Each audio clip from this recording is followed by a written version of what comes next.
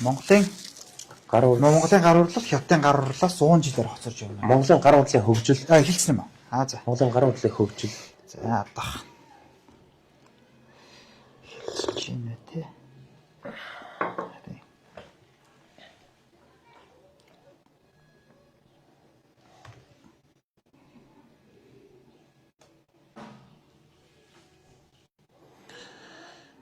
Хараад ирсэн байна одоо.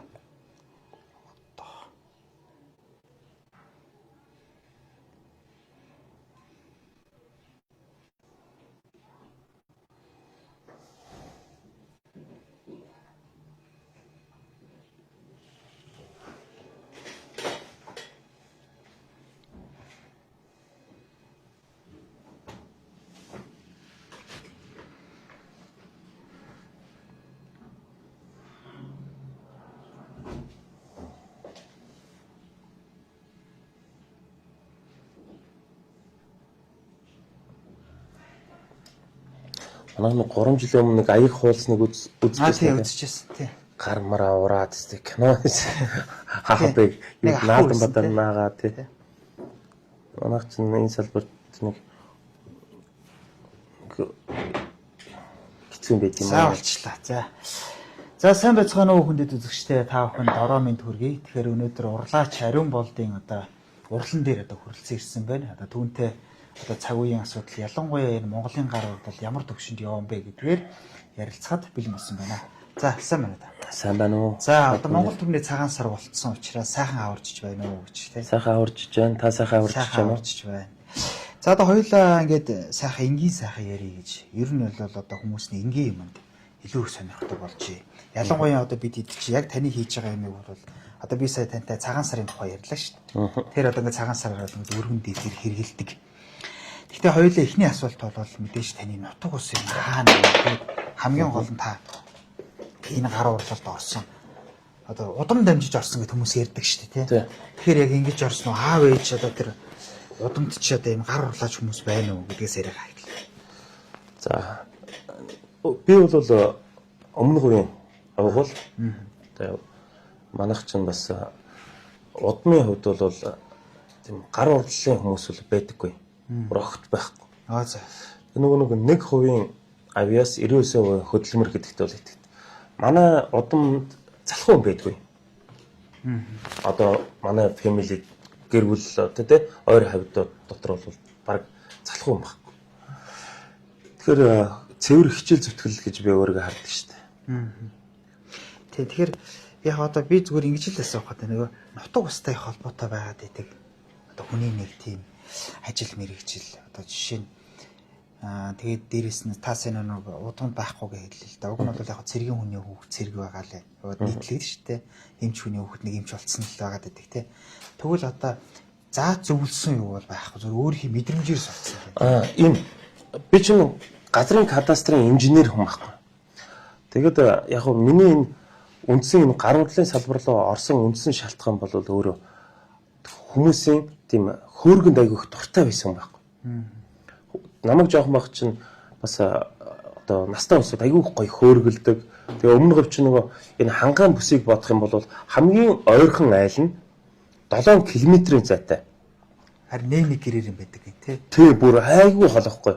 Тэгээд хүмүүс ирэхээр айгүй тийм удаан хугацаанд ирдэг гэсэн. Одоо сар байж сарын дараа нэг сахалтын манад ирэх нь шүү дээ. Тэгэхээр нөгөө нэг удаан хугацаанд уулзаагүй сахалтын чинь уулзахдаа айгүй тийм таатай нэг ингэж одоо яриа хөөрөө хүүрнэх юм нэг дулаан орчин бүрддэг тий. Жишээ нь хангайхан бодвол ингээд 100 м-ийн зайтай тэгээ ихтэй 500 м-ийн зайтай ингээд аваалцсан юм шиг байт юм лээ шүү дээ. Тэр ч одоо анх хангай руу орж бүү эдгэр ч одоо мал нь одоо яадаг юм болоо гэж боддог гэсэн юм. Нийлчвэл одоо яана. Тэгэхэд тэр Ахмад улсууд манайхаар ирээд манайх ч ярьж байгаад нөгөө хамаатан дотор хамгийн өндөр настай нь манайд одоо эмээ маань байдаг байсан. Тэгээд тэн дээр ч нөгөө нутаг усны ахмадууд их ирдэг. Тэгээд хөөргөлдөг. Тэгээд нөгөө манайх ч голомт нь байсан байхгүй. Тэгээд айгуу гоё тийм хөөргөнд их дуртай байсан. Ягаад ч юм тэгээд их сургууль төгсөөд нэг хэсэг бизнес ажил хийх гэж яваад тэгээд хоббигоо хөгжүүлсэн баг. Тэгээ энэ миний дуртай зүйл Тэгээ энэ дуртай зүйлэл ер нь жоохон оролдож үзьгээд тэгээд Өвөрангай аймгийн за тэр чинь ямар сум блэ? Жамбалжуу Эрдэнэ их гэдэг залуу шавар ороод хадаг барьж шавар ороод тэр маань ээж хад 7 настай байхдаа одоо 7 настай хүүхэд ч дээ жоохон Монгол улсын уран сэлбэрч гоцоо вестэн болж исэн юм хүүхэд байхгүй. Тэр нь одоо социализм үед бүр Улаанбаатараас Портлотер очиж авч исэн гэдэг юм байлээ. Бүр сэлбэрээр 7 настайд Монгол улсын гоцоо вестэн болсон. Тийм хүнд одоо хадаг барьж шавар ороод энэ хөөрөг хийх сэлбэр хийх технологи арга гаргачлалыг үндсэн дуртай буюу хобби дээр нь тулгуурлаад сурсан илүү нөгөө одоо сайн хүний шав болсноор илүү сурахад илүү тийм хурдцтай нөлөө үзүүлсэн баг. Өвөрангай аймгийн хожирт сумар. Хожирт их тийм. Хожирт. Урал нь хаан уулд өөрөг хавцаа байгаа тас. Байгаад тийм. Би өөрөө хожирт яах. Тийм үү. Алдартай шүү дээ тийм. Их бат би манай багш чинь. Тийм.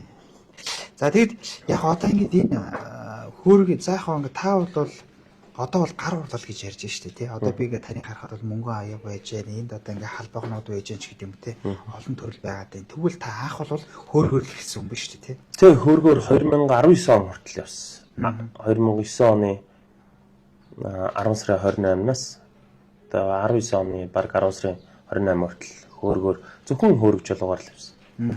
Тэр хөөргөн дээр нэг сонирхолтой юм яриад байдаг. Тэр нөгөө ухаац гэдээ яриад байдаг шүү дээ. Тэрийг нөгөө нэг одоо ухаад маш нэг тийм хүнд байдаг. Хүнд ажил тий.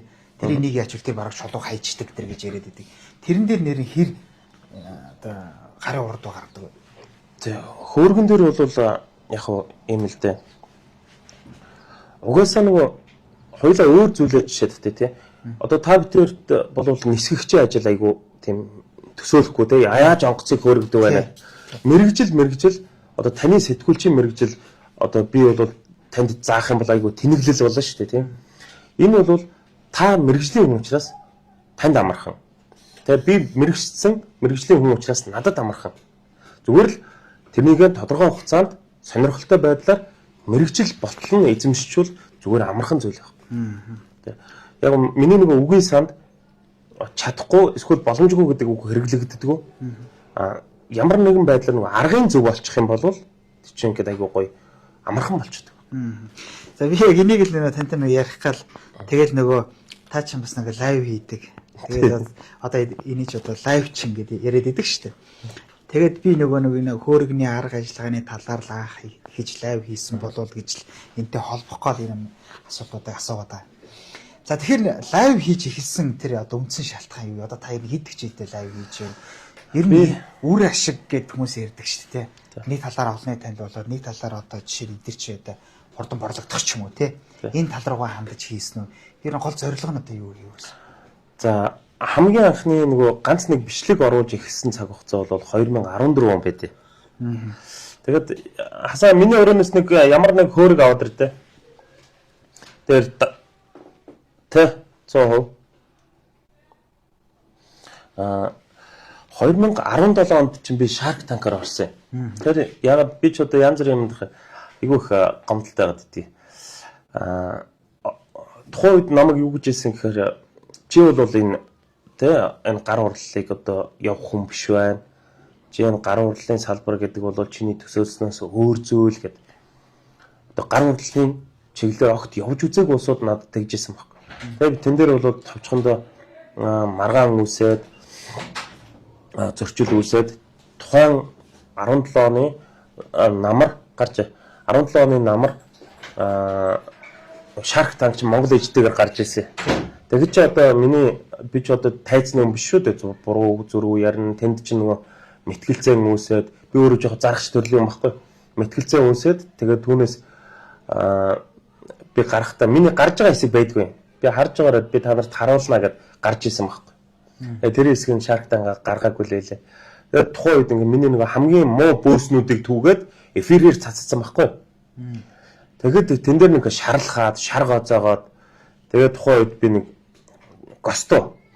Тэгээд нэг уйлаад лайв хийжсэн. Хамгийн анх одоо өөрийгөө өмөрж штэ хамгаалаад. Тэгээд ер нь тухайн өдрөөс хойш нэг хэсэг хугацааны дараа ер нь олон нийтэд энэ гарын урлал гэдэг зүйлийг ялангуяа хөөрг гэдэг зүйлийг ингэж ойлгуулах нь зөв юм байна. Тэгээ одоо ямар чулуугаар хийдیں۔ Одоо хуучин тухайн үед бол ийм байсан шүү дээ. Лайв эхэлж хийж эхэлсэн үндсэн платформ нь тэгж эхэлсэн байхгүй тэр Shark Tank-аас үүдэлтэй гэсэн.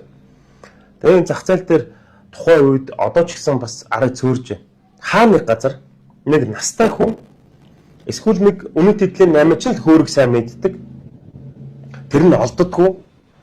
Нийт ард түмэн бол тухайн энэ хөөргийг яг яаж шинжих арга юм те?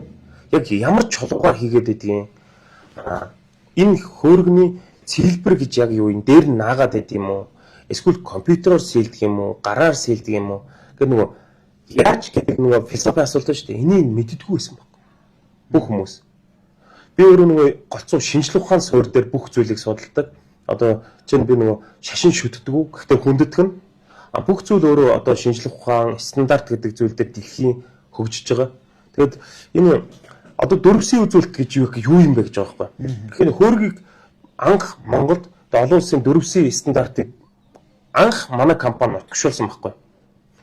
Нөгөө тунгалаг чанар, өвөрмөн цөнг тогтооц, хэмжээ, хийцгээ энэ дөрвөн үзүүлэлт байдаг байхгүй. CAD, colority, CAD юу гэдэг лээ? Colors гэдэг ингээд дөрвөн C байхгүй. Гэтэл хөөргөн дээр нөгөөдхийг юу гэдэг гэхээр тунгалаг чанар нь хэрэг. Тэр нэвт харагддаг байдал. Одоо энэ тунгалаг чанар бол тэгж байгаа байхгүй. Тэгээд өвөрмөн цөнг тогтцсон. Чинь энэ өвөрмөн цөнг тогтцох юм бол харан өнгөний хаан байх нь шүү дээ. Тэгээд ман чулуу бол цоохор халтар гэдэг ч юм уу. Тэгээд тунгалаг чанар нь тийг байна. Өвөрмөн цөнг тогтцсон сайн байна. Хийцийн хувьд одоо энэ силбэр нь хэрийн хазгаа мөрий байна уу те тэгш хэмнэн ямар ингээд хийц те дөрөвдүгürt нь хэмжээ гэж байна. Карат буюу хэмжээс. Хэмжээ нь хэд том эсвэл хэд жижиг. Монголчууд өөрсдөө хэдийн манжин үеэс Монголд орж иж нутагчсан соёлч гэсэн. Соёл гэдэг зүйл өөрөө нэг бүлэг этгээдүүд эсвэл нийтээр хүлийн зөвшөөрж одоо дагаж мөрддөг зүйлийг соёл гэдэг. Тэгэхээр нэгэнтээ манжин үеэс орж ирсэн зүйл үеэр дамжиж орж ирсэн шүү. Орж ирсэн зүйл уул нь гарал үүснэ Европ твээ уул энданаас гаралтай одоо ямар нэг үнэртний энэ ургамлын сав байхгүй юу? Хятадаар дамжихдаа чулуун сав болцол болохоос. Бүр үүсэл гарлаа тий. Тий, үүсэл гарлаа. Европ твийн уул энданаас үүсэлтэй гэдэг байхгүй.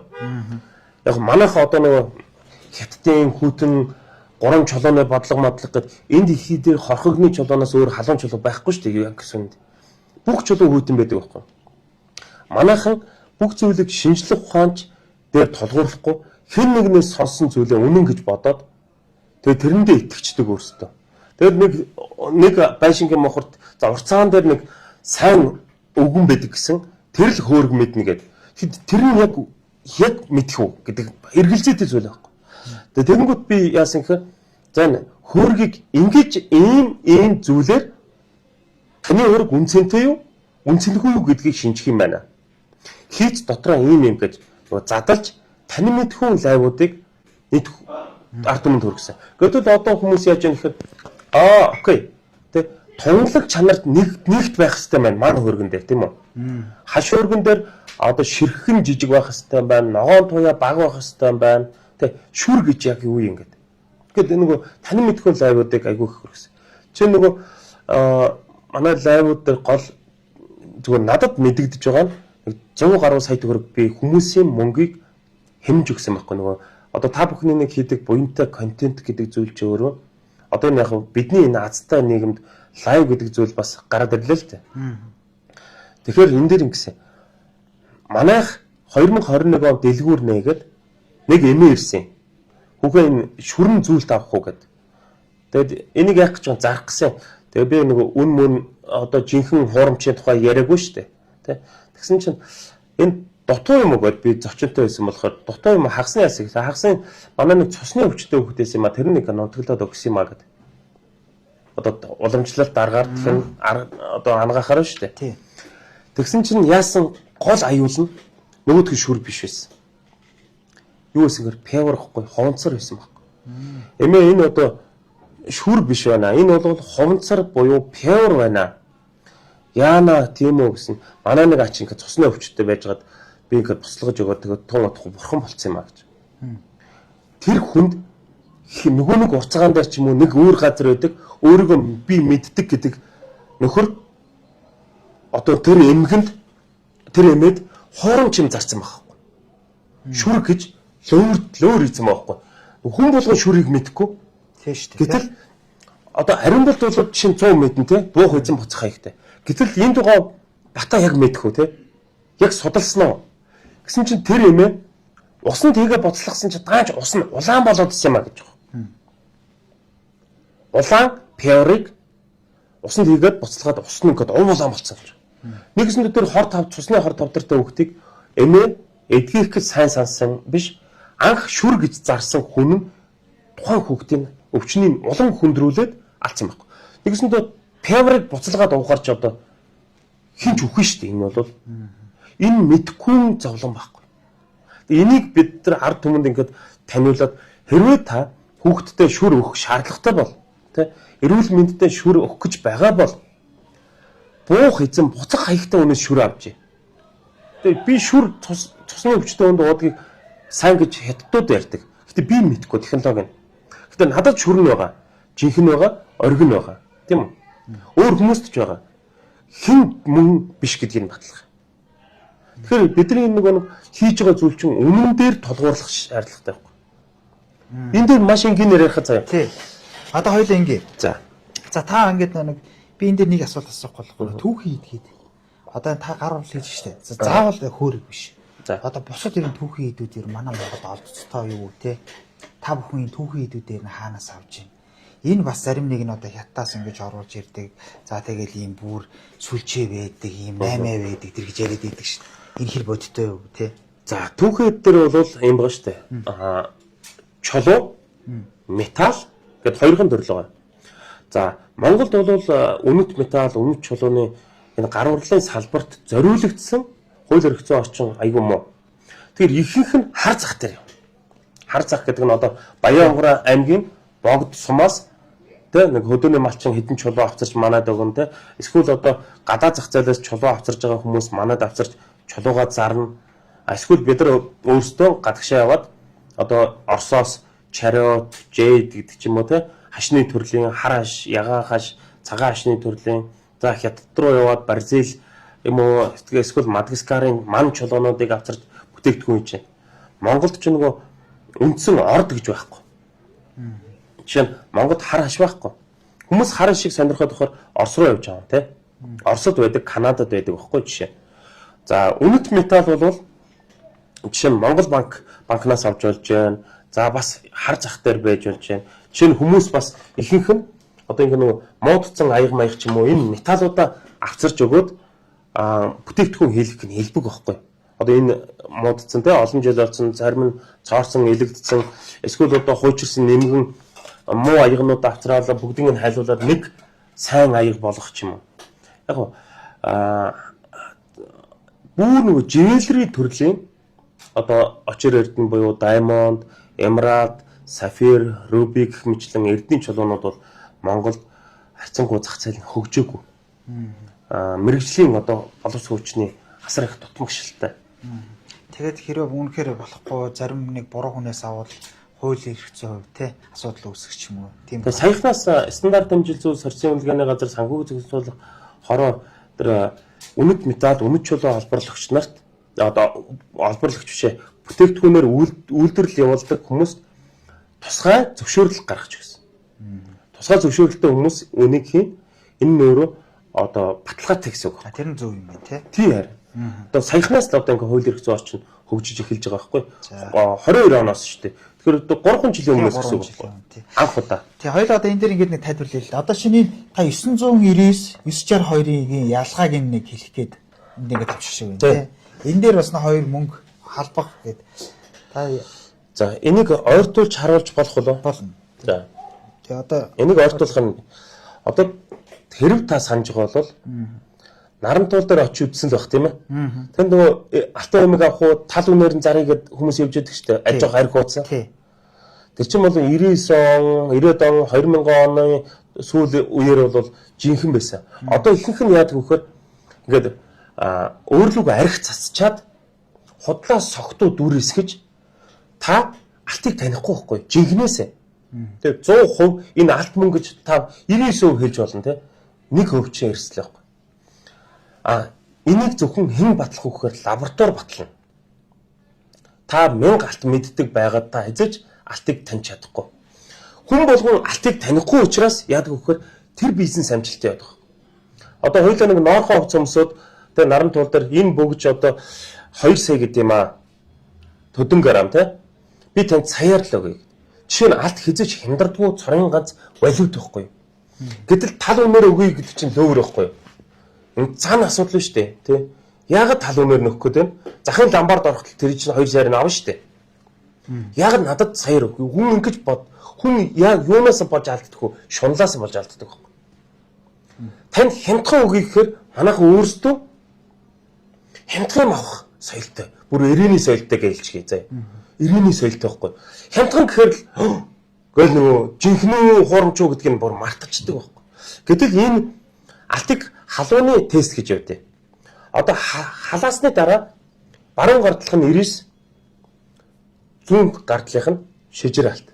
Биш ээ 960 уучлаарай. Энэ шижир алт энэ 960 сорьсон 96% цэвэр алт гэсэн үг. Өнгөрсний дараа яг адилхан болчихно. Өнгөрсний дараа яг адилхан 960 юм уу те 875 юм уу бүү мэд. Таны мэдгүйг ашиглаад лөөр хийгээд байгаа байхгүй. Жишээ нь энэ дэр энийг бинт энэ нэг лаав халдсан учраас би тань дахиад нэг халууны аргаар тесттэй. Одоо энэ чинь стандарт амжилтсан юун дээр ч байдیں۔ Энэ болохоор 999 сорьцын цалин цагаан мөнгө. Энэ 925-ын хатууруулсан буюу хар мөнгө гэсэн. Одоо арай мөнгө тий. Цаадах нь бол илүү сайн мөнгө. Илүү. Гэхдээ би танд одоо харуулъя. Яг ижилхэн. Энэ хоёр ингээ харахаар өөргөц зөвхөн халууны аргаар буюу халааж улайсгаж үзсний дараа л энийг мэдэх боломжтой. За, одоо би танд харуул.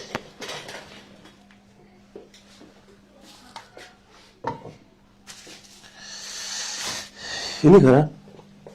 За, энэ аюул шүү дээ. Яг энэ дээдл нь 999 буюу цалин мөнгө. Доотлол нь 925 сорьцын мөнгө. Адилхан харагдаж байгааз? Тий, адилхан харагдаж байна. Энэ өнгөрцний дараа энэ яг тэгж харагдана. Энийг хэн баталдаг гэж улсын сорьц баталдаг. Улсын сорьцыг ямар компанид тавьдаг вэ гэхээр тусгай зөвшөөрлөлтөй буюу нөгөө нэг үнэт металл, үнэт чулуугаар бүтээгдэхүүн үйлдвэрлэх эрхтэй компанид л сорьц тавьдаг байхгүй. Тэгэхээр хүмүүс нийтээрээ 1000 мөнгө мэддэг та яасан ч 99 биш 100% баталгаа өгч чадахгүй байхгүй. Хүмүүс бол би мэднэ гэж хэлдэг. Окей, тэгвэл цагаан цэс энэ хоёрыг та яаж ялгах юм? Цагаан цэс өнгөлцсөний дараа яг мөнгө шиг харагддаг байхгүй. Мэдгүйнд. Тэгээд мөнгөний уусмалд ингээд дүрчих юм бол ерөөсөө мөнгө. Тэгээд та хүний лангуун дээр байгаа мөнгө аливаа нэг халаагаад үзье гэхгүй танд халаалгахгүй шүү дээ угаасаа. Та тэгэл холигдуулаад авах байхгүй. Эцсийн бүлэгтээ буух эзэн буцах хаягтай газар авахгүй бол энэ үнэтэй зах зээл, үнэт металл энэ зах зээл дээр асар их лөөгрөөд байхгүй. Амар их. Танд энэ өстой холигдохааргүй хөвгтэй гэдэг. Жинхэнэ лөөрдөн. Энэ ер нь үнэтэй юм болгон аргагүй шүү дээ. Одоо нийгэм хэцүү байна. Тэ? Манай инфляц хэцүү байна. Ард түмэн ингээ амьдрахын төлөө хүн эцсийн бүлэгтээ л өөр хийж байгаа шүү дээ. Энэ одоо улс орон гоё байсан бол тэгэл одоо дэлхийн шилдэг тэргүүлэгч Америкт хүртэл битүүл өөр шүү дээ. Японд байна, Хятадд байна. Одоо чинь нөгөө энэ бол Оросын үеийн мөнгө албаг. Одоо дээр үед социализм үед Оросоос ирдэг гэсэн мөнгө албаг байхгүй юу? Орно минь ороод ирээ. Энийг хоронд дүрээд гой өнгө оруулаад ир гэж тариаг. Одоо шүү, яг одоо. Гэтэл шүү дээ. Энийг жоохон халаагаад халууны аргаар тест хийгээд үзэнгүүт энэ юу вэ? Гадна талд нөгөө нэг мөнгөний уусмал нь ингээд хатан гарцсан юм шиг бүр халахаар ангидаг байхгүй. Энэ нь болохоор дотор нь нөгөө нэг цагаан зэс гэдэг металлаар халбгаа хийнгүүтээ гадна талаар нь мөнгөний уусмал дүрцсэн. Тэгсээр нүүн гадна талдаа сорьцтой. Гадных байлаа гэхэд жинхэнэ гэсэн үг биш байхгүй юу? Америкээс авсан юм аа энэ шүр энэ мөнгө бол жинхэнэ байх ёстой гэдэг. Америк ч л өөр явж байгаа шүү дээ. Тэ? Эцсийн бүлэгтээ хамгийн найдвартай нь дотоодын компани байхгүй юу? Жишээ нь хоёул Америкийн компаниас нэг мөнгөн халбаг авлаа, Монголд ирчээ те лөөрдүүлчлээ, буцаагаад Америкт очиж заргалдыг гэхүү те. Түүм байхгүй юу? Гэтэл Монголд бол одоо ариун болд юм уу те таныг бол барайл авна шүү дээ. Эцсийн бүлэгтээ Монголын энэ буух эзэн буцах хаягтай газараас авч явах хэрэгтэй. Ялангуяа өөрсдөө үйлдвэрлэдэг бол бүр сайн. Тэгээ энэ бол жишээ нь манай хийсэн мөнгө албаг байхгүй юу? Энэ тасцсан, хайлуулсан ч яг ижил. Гэтэл энэ хүн энийг бол хайлуулж үзье. Хэрвээ манай хийсэн халбаг тэгээ эсвэл өөр нэг компани, тусгай зөвшөөрлөлтөд компани хийсэн халбаг нь энэ шиг ингээд үчигээд те гараад ирэх юм бол чи л өөрцөн биш тэгээд зарга ихэд амархан байна. Ер нь бол ард түмэндээ өөрөлж хэлэхэд зүгээр баталгаатай газараас. Тий. Одоо яг дараагийн асуултаас ингээд та холбочлаа. Энэ та одоо ингээд за хоёул ингээд лайв хийсэн тухай ярьлаа тий. Та одоо бүтээгдэхүүнээ ингээд борлуулж जैन зах зээлд явж байна. Энэ манай энэ хэрэглэгчдийн соёл ер нь хэр болсон юм бэ? Одоо жишээ нь таныг одоо анх энэ зах зээлд орж яхад нэг тийм байсан. Сүүлийн үед арай өөр болсон уу? Одоо нөгөө таны лайвын дээр өгдөг штеп. Нэг мөнгө аяга алтай явуулаа тэр чинь.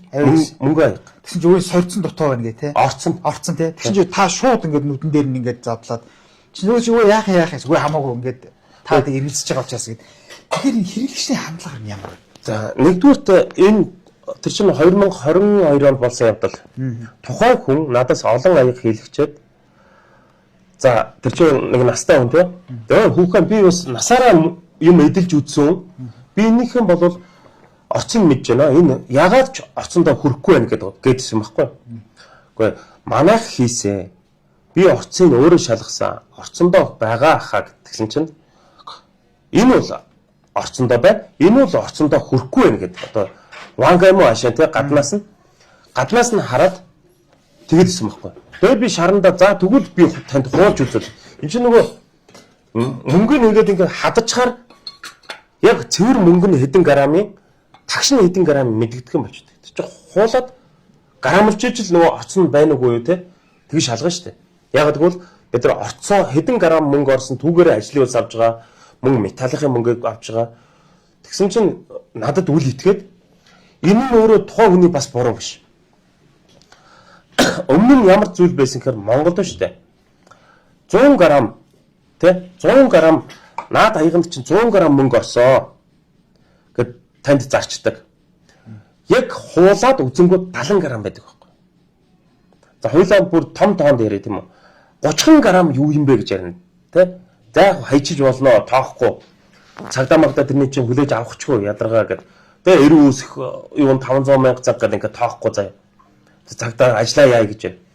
Гэтэл 70 кг хийчээд 100 кг-ийн үнээр зарж байгаа байхгүй.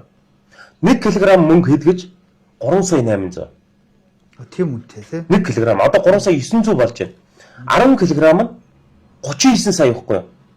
За ойролцоогоор 40 сая гэдэг ингээд хоёул ойлгоч тий. Нөгөө нэг 70-аас 100 кг-ийн 30 кг нь хийдгэж 120 сая байхгүй.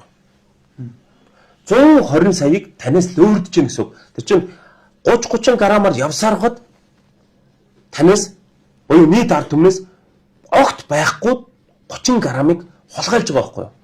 Тэгэд болоогүй тэр 30 грамм дээр дахиад ажлын ус нэмж аавна. Танд 100 грамм гэж хэлчихэд 70 граммыг. Өмнөх цаг үед ингээд хүмүүс буюу зарим ингээд нөгөө ченжүүд дарахчод би ингээд нөгөө нэг буух эзэн буцаага хийхгүй газар чинь тэгдэг байхгүй. Би ингээд нэг хүний саяг ингээд зарж байна. Энэ 100 грамм аа. Яг хайлуулгууд тэг 60 грамм 70 грамм л байдаг. Хизээж авлаа за 3 жилийн өмнө за тэр хүн байгаа ч үгүй ч очиж зарга хийдгүү манайх. Энэ үнэт металл чи амар үнэтэй. Тэгээд тэрний чи үйлдвэр хийж байгаа тий. Үйлдвэр чинь 100 кг чинь нэг сарын үйлдвэрлэлийн материал байхгүй. Сар болгон тий 100 гаруй сая төгрөгийн одоо лөөрийг ард түмний карманаас хулгайлж гин гэсэн үг. Энэ дарахчуудын бас нэг яг нийтээр биш л дээ. Нэг бүлэг хэсгүүд өөрсдийг мэдж байгаа байхгүй. Дандаа хотлоо грамм хэлж зарна. Тэнгүүтээ грамм нь хэд өгөхөр грамм чухал биш. Улсын сорьц байхтад болно. Тэгээ юугаа улсын сорьц зараагүй байхгүй юу да. Эцсийн бүлэгтээ баталгаажсан үнэт металл бүхий аягал авж байгаа. Хүн бол мөнгөн аяг авж байгаа болохоос улсын сорьц аваагүй байхгүй юу. Мөнгө шүү гэдгийг нь улсын сорьц баталгаажуулж байгаа болохоос бусдаар хэдэн грамм орсон юм бэ? Грамм тийм чухал биш ээ. Улсын сорьц чухал гэдэг ингээд толгой эргүүлээд тэгээ хүмүүс чинь нэг лангаа мэдхгүй. Лан дээр ажлын хөлс хэд байдлаа мэдхгүй. Ингээд мэдгүйгэн талимжуулж юм лөврий гэдэг. Ямар сандаа тэр нөгөө хүн болгон алтыг мэдгүй, мөнгө мэдгүй учраас наран туул дээр өөдлөг арх цацсан нөхдүүд алтан бөгж авах уу, хямдхан өгөх гэсэн 500 мянга огт болно гэдэг. Нөгөө нь 20 мянган төгрөгийн гуйлан бөгжийг алтны уусмал дүрээд яг алт шиг харагдуулаад тань 500 мянгаар зарчиж байгаа байхгүй. Ахаа саях штэ гэд. Нүд нь та шуналтай юм чинь. Хүн болгон шуналтай. Авчин 500 мянгаар нь. За ханд 400 өгчих гэд. Ясам дээр та 20 мянган бөгж авч байгаа байхгүй. Тийм. Одоо тэгээд яхаа та бол ингээд би бас цааны өдөр лайвыг төгсгөөд ярьчих. Одоо яг 300 гаруй контент гээд хоёулын нэвтрүүлэхийн өмнө ярьлаа шүү дээ тийм. За тэгээд мэдээж одоо энэ үнцэн ажлыг хийж байна тийм. Тэгтэл одоо ингээд лайв хийж байгаа хүмүүс чинь ярьдаг шүү дээ. Гээл энэ лайв ингээ хийгээл олон юм яриад байх. Яг ясам дээр юу хийсэн юм бэ тийм гээл тийм. Тэгэхээр зарим нэг лайв хийж байгаа хүмүүс түрхий тэрийг баталж чаддгүй. Нэрэл яриад одоо та сошиал дээр харж байгаа бол тийм лаанд унсан ийм юу унсан лайваар одоо ингээ явцсан гээл тийм. Тэгэхээр та бол тэдний дэргэд бас хэл хөвгтэй байх гэж бодож байна. Та ер нь яг юу хийсэн? Одоо яг энэ харуулын салбарт би бол ийм хөрөнгө оруулалт хийсэн те. Би ийм одоо ноу хав те. Би ийм гаргаж ирсэн шүү. За одоо би гарын хурлын салбарт орж ирснээр баталгаа гэдэг зүйлийг анх удаа бараг тунхалж чадж байгаа. Манай хамт олон. Би гарын хурлын салбарт орсноор за энэ нөхрөөс авахд энэ намайг хязгаарч өөрдөхгүй байна гэдэг. Тэ энэс нэг хөөрг авахд цавтаа хөөрг хязгаарч надад зарахгүй юм байна. Тэ нөхөөстэй хөөрг хязгаарч зарахгүй юм байна. За цагаан цэсэр надад аяг хийгээд өгөхгүй юм байна. Тэ грамм дутуу аяг надад үнэтэй зарахгүй юм байна. Гэт ингэ нэг баталгаа гэдэг зүйлийг одоо та нэг дархан хүн байлаа гэж бодоход та хэрвээ жоохон ловрын шин чанартай биелав удам дамжих хөөргөө тэ өөрийнхөө хүүд өглүүлэх хөөргөө тэ өөрийнхөө хүүдэд дамжуулах энэ өөрийнхөө аягыг хэзээ ч танаас авахгүй. Яг удамд дамжуулах үр хөвгтүүдтэй хүн чи юм авах гэж байгаа юм чинь нэр цэвэр тэ гайгүй нэг аврал сайтай хүнээс авахыг бодно шүү дээ. Ядчил ёс зүйтэй гэсэн үг байхгүй нэг талаас. Энэ дархчууд бол уг нь хуучин цагт ёс зүйг айгүй өндөр түвшинд эрхэмлэн дээдэлдэг байсан. Одоо бол нөгөө хитрхи бизнес руу ороод ирэхээр жоохон алдагдаад байна. Хоёрдугаарт манайх энэ гарын хурал руу орсноор яг юу хийсэн гэхээр зүгээр хийсэн бүтээлээ товчхон яриад хаалгаа. За монголчууд бүгдээр морин урыг хийдэг тийм биз? Тийм. За тэгвэл манайх 2022 онд 1.8 тэрбум төгрөгийн үнэлгээтэй урлагийн бүтээл бүхий шүтэн хуургаад морин хуурны ноён ориглог хийсэн. Урлагийн бүтээлийн төвшөнд олон улсад бид нар чинь хятад шиг ингээд хэдэн сая морин уур үйлдвэрлээд олон улсын зах зээлд гаргаж чадахгүй. Цөөхөн монголчууд яг үгүй час хийсэн чанартай урлагийн бүтээл хийгээд олон улсад гаргах боломжтой байхгүй. Одоо хятад зориулаад хийж байна, дараа нь арабад зориулаад дараагийн төсөл маань хийж байна. Дэлхийн шилдэгүүдэд тэгэхээр одоо энэ хятад гэдэг олон юм яриад унах байх л та. Монголын үндэсний энэ ондоошлыг дэлхийн бүх удирдагч нарт түгээвэл түрний доотлын ингээд даган баясагчууд гэд нүгдүүд Монголоос ирж авна штэ морин уурыг чинь. Үндэсний өв соёлоороо дамжуулаад бид нар гадаад зах зээлээс мөнгө оруулж ирэх эхлэлийг ингээд тавьчихсан, зоригтой тавьсан. Дээрээс нь одоо манайх яг олон улсын төвшөнд хамгийн биш уучлаарай Монголын төвшөнд одоо хамгийн мэрэгжлийн өндөр чадварлаг бүхий багийг бүрдүүлснээр үндэсний гар хурдалтын онцлогийг ондоошлыг шингээсэн бүтээлүүдийг үйлдвэрлээд олон улсын зах зээл дээр жинхэнэ утгаараа гарах одоо платформуудыг яг бэлтгээд одоо энэ хавраас зах зээл дээр танилцуулаад эхэлнэ. Олон улсын авагч нар. Тий. Тэгэхээр одоо нөө гадагшин гарах зах зээл бий юу гэж ярьж байгаа шүү дээ. Манайх бол одоо за гадагшин гарах гэхээр одоо нэгдүгээр тав төр зүүндээ ирсэн хууль эрх зүйн орчин тий. Хоёрдугаарт яг одоо дотоодоос ингээд үйлдвэрлээд гадагшаа гарах Монгол залуучуудын ур чадвар гэж ярина тий. Тэгэхээр танд гадаад зах зээл хэр ойрхон бэ? За нэгдүгээр олон улсад гарахад ийм шаттай дамжлагыг дамждаг байхгүй. За манай монголчууд 1990 оноос хойш шинэ ардчсан нийгэм гарснаас хойш гар урлалын салбарыг энэ дээр байгаа нийгэм удирдах байгаа, улс удирдах байгаа улсууд огт зүгээр хайцсан.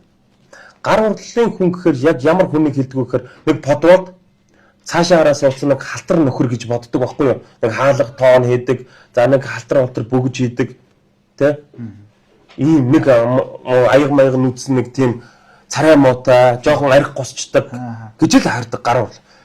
Гэтэл яадаг гэж гар урлалын хүмүүс өдөөхийн хэмжээний зүгээр кармалаад гарчих маш жижигхэн зүйлээр хэдэн тэрбум долларыг ч эх орондоо авчрах боломжийг бүтээсэн мэд.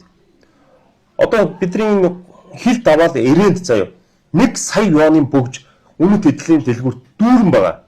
Нэг шиг ганцхан бөгж 1 сая юан гэдэг чинь 485 сая ихгүй юу? Монголд тийм бөгж хийж байгаа дархан байгаа юу? Байхгүй. Тэр бөгж нь хэдэд бүтдэг гэж хамгийн ихдээ 100 сая төгрөгөнд бүтдэг. Гэтэл бүтээг 100 сая төгрөгөнд бүтээгээд 480 саяд зах зээлд сонирх санал болгож байна. Энэ зах зээл байгаа байхгүй юу? Яга ирээнд байгаа гэхээр ирээнд монголчууд очиж авч байна. Оросууд очиж авч байна те. Бомб тоодохгүй. Тэ? Тэгээ мөн одоо Орос цаашаа Бурят гэх нэг Казахстанууд ирж авч байна. Гэтэл Монголд нэг 23 онд Монголд нэг гадны тэрбумтэй ирсэн байгаа. Бүр томчуулан хүрээлэлд ирсэн байгаа. Бүр ерөнхийлөгчийн хамгаалах газрын нэг хүн ярьж ирсэн надад. Тухайн хүн $1 тэрбумтэй ирчихэд би танахаас тэгээ тухайн хүний эго байсан юм шүү. $1 сая юм авмаар байна тий. Тэгээ би ингээ юу авах уу гэсэн гэж байгаа. Тэгсэн чинь авах уу хагас өдрийн боломж байсан гинэ. Нөгөө $1 сая Монголд авч үлдэх гэдэг шүү дээ. Хөөрхий. Тэгсэн чинь юм олдоогүй гинэ. Тэр тэрбумтан манай дэлгүүрээр очлоо юу тий. Үгүй шүү дээ. Улаанбаатарын төгжрөл ямар вүлээ. Тэгээ өөр даргачуудын дэлгүүр хийсэхүү нэгдсэн жуучдын мөнгийг салгаж аваад үлддэг газар байхгүй. Гэтэл хэдүүлээ гуруулаа гэдэг юм уу те дөрвөлээ турк орё заяа. Тэр бунтнууд нь очвол тэр бунтнууд ордог дэлгүүр байгаа. Дундаж давхарх нь орох юм бол бид дөрвөг заавал оруулдаг дундаж давхархын дэлгүүр байгаа. Яаж хийж байгаад мөнгийг аваад үлдээ. Тэгээ жоохон үүргэвчтэй ядуухан нөхдүүд очвол бас оруулдаг дэлгүүр байгаа. Бүр заавал оруулдаг. Хятад байна бүр. Тэр бунтнууд орох ёстой дэлгүүр байна. Мөнгөний авч үлдээдэн штэ. Гар урлал гэдэг зүйл өөрөө тэдэд нөгөө нэг жуулчад нөгөө нэг тэр бомбнууд хин юу авдаг гэхээр гар урлалын юм авдаг байхгүй. Тэг ямар нөгөө тэр бомбнууд ч авдаг говь оруулаад бага ноолоор аваад явуулдаг биштэй гинэ нөгөөдөг чинь. Юу гэсэн үг $1 сая ноолоор авах юм баг хэдэн богоо ноолоор авна штэ тэр чинь тий. Тэгээд нөгөөх нь арабын хүн. Тэгээ арабын тэр халуунд одоо ноолоор авлаа юу нөгөө хүн чинь авахгүй штэ. Харин гой тэ шохор монхортой лаг ингээд ганцхан хувь хийсэн тийм манай Монголын даргачуудын хийсэн бөгж байвал тэр хүн ч авчихна. Энэ ямар гоё юм те авчихгүй. 3.5 тэрбум. 3.5 тэрбумод нэг бөгж гэхэр хүмүүс пэг хүү энэ чи олон улсын зах зээл дээр зүгээр л нэг жижигхэн зүйл байхгүй юу. Дэлхийн тэрбумтнууд хэдэн тэрбум долларын юм зүүж штт. Амар юм зүүж. Бид нар л ядуу улс болохоор $1 сая бөгжөө. Тийм байт юм уу гэдэг гайхав. Манай тэрбумтнууд зүүж байгаа гоё. Тэгэхээр нөгөө энийг олон улсад гарыг гэхээр яадаг вөхөр нөгөө $100,000 бөгж юм уу 100 сая төгрөгийн ганц бөгж хийхээр санаа надад байна те. Эсвэл чадвар нь байхгүй. Чадвар нь бай. Мөнгө нь байхгүй. Тэ? Мөнгө нь бай. Зарах сувг нь байхгүй. Зарах сувг нь бай гэж бодъё тийм үү? Нөгөөдөг чинь зарах сувг дээр юу танил таалмаал гэдэг.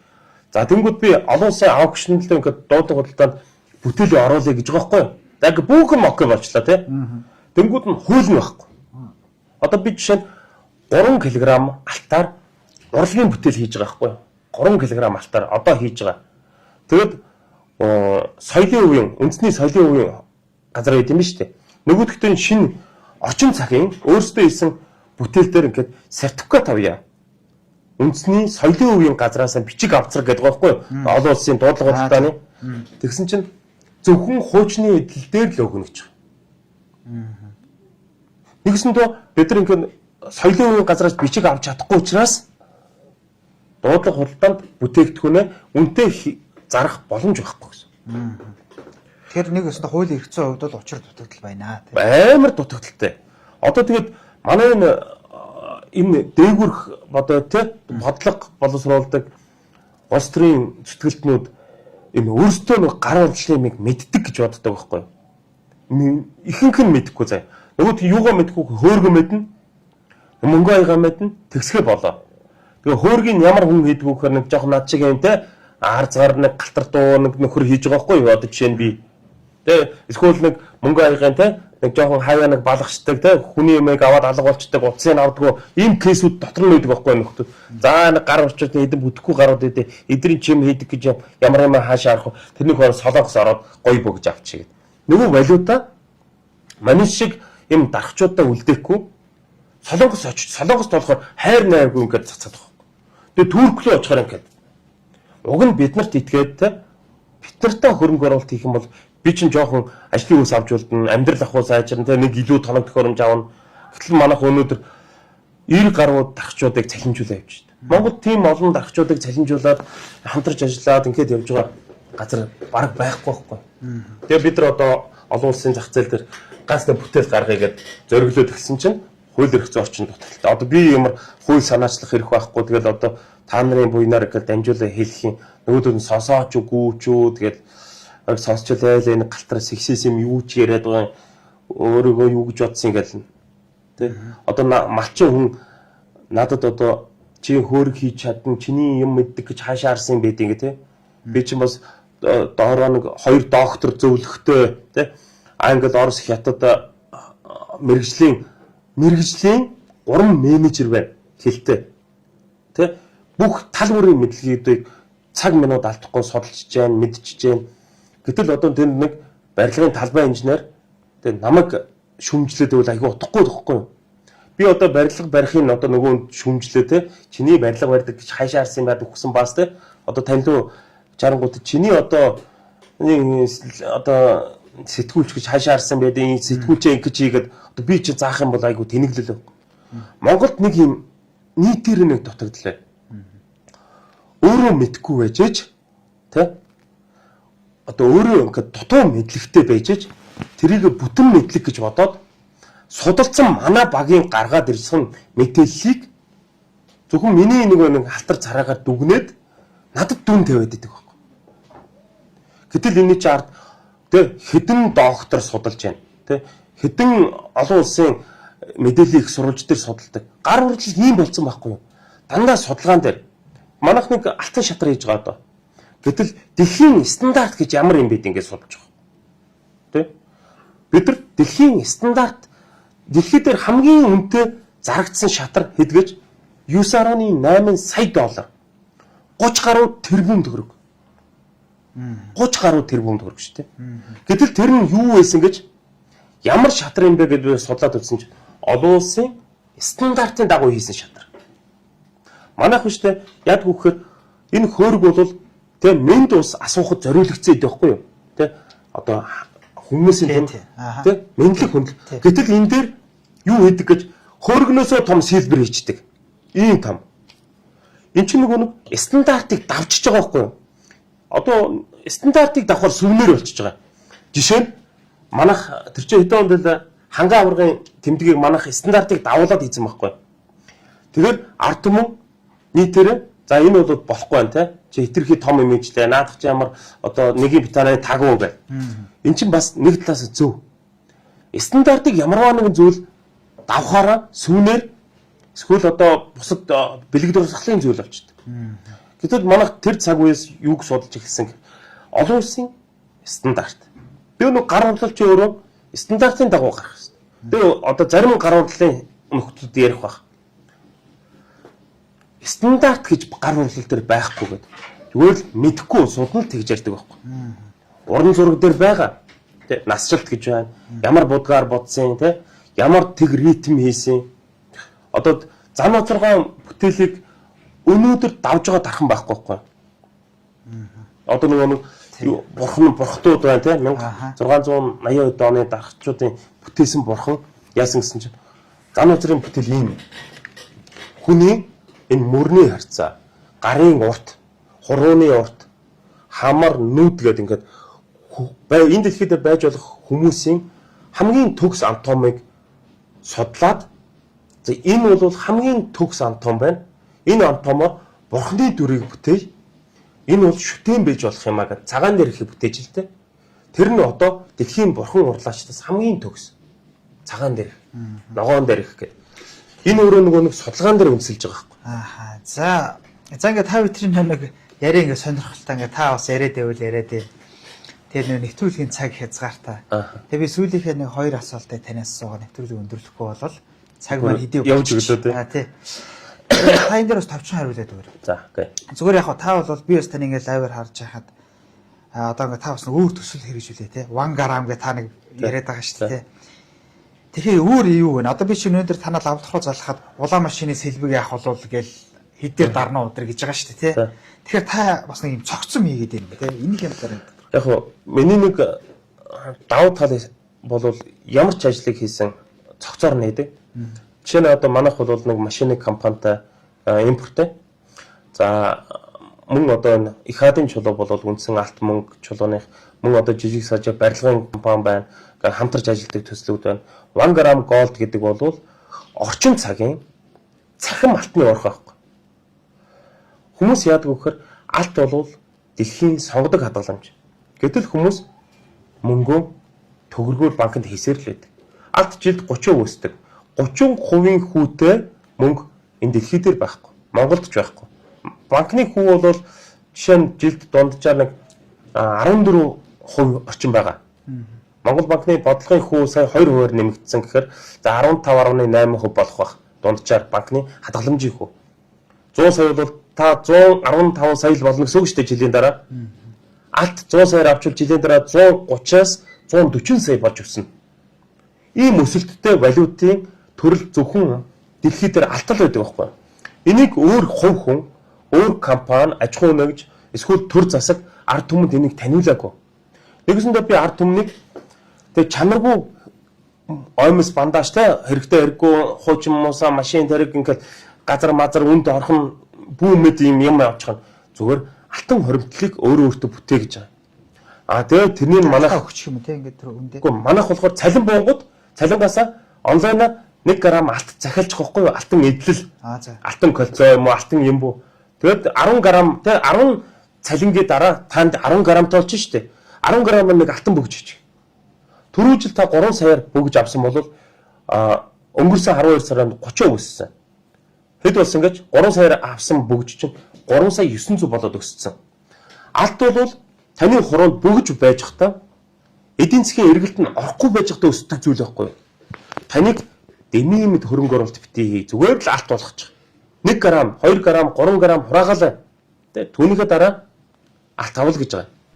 Алтан бүтээгдэхүүн болго бүр их болчоод алтан хөөрг хийлгэж, алтан аяга хийлгэж.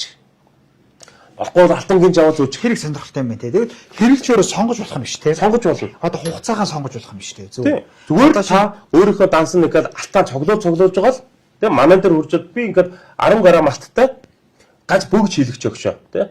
Энэ л байхгүй ерөөсөө. 5-10 жилийн дараа та алтаа аваараа гэхгүй юм биш те. Гэхдээ та маргааш нь ирээд авч болно. Тийм байна. Өдөр нь ирээд авч болно. Манайх чинь онлайнаар алтан эдлийг захиалгал авч байгаа байхгүй. Манайх дундаас нь танд тэ хүмүүс яадаг вэ? За нэг хот орохороо гоё тэ зоос гоё л орч нэг гоё алт авъя гэд. Алтан бөгж авъя гэд. Гэтэ хот ордгоо байхгүй юу? Хаав эсэ ховдод ажиллаж байгаа тийм үү? Өмнө говийн 5 толгойд ажиллаж байгаа, өмнө говийн оюутлогод ажиллаж байгаа хүмүүс цалин боогоор хот орж байгаа гоё алтан бөгж авъя. Нөгөө алтан бөгж авах гэсэн мөнгө нь хүрдэггүй байхгүй юу? Тэнгүү цаа шиг. Зүгээр цалин буугуудаа тэ хөдөө амралтаар очингууд за манай аппликейшн руу шилжүүлээл. За тэгж байгаа аван да.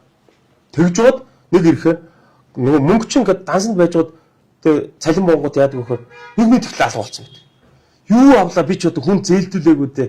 Яалаа гэхээр нэг хаар шархан нэг сүү, тамхи, тэг нэг кофе, тэг нэг найз 20к зээлсэн ингээд дууссан байдаг байхгүй.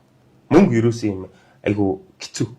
Зүгээр алт болгочвол те ямар сандаа ингэж байгаа байхгүй. Тавчгаа ярихад болох. Нэг нөхөр цалин буунгууд нь зориглоод над руу залгаад алтаа авчиж байгаа байхгүй захиалаад.